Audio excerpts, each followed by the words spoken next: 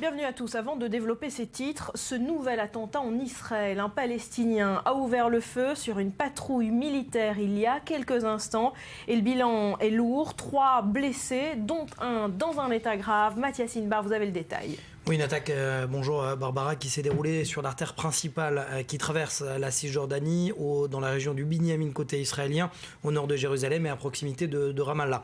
Alors, 3 blessés, 3 soldats, 2 dans un état grave puisque le deuxième était jugé moyennement blessé. Il a été revu à la hausse, en tout cas son bilan est jugé grave désormais, donc 2 graves et un plus légèrement blessé à la partie supérieure de leur corps. Voilà pourquoi on parle de gravité de l'état de santé. Ils ont été transférés vers les hôpitaux les plus proches. Quant aux Palestiniens, il semblerait que ce soit à bord d'une voiture que le terroriste ait tiré sur cette patrouille militaire. Il a été tué par les soldats qui se trouvaient sur place.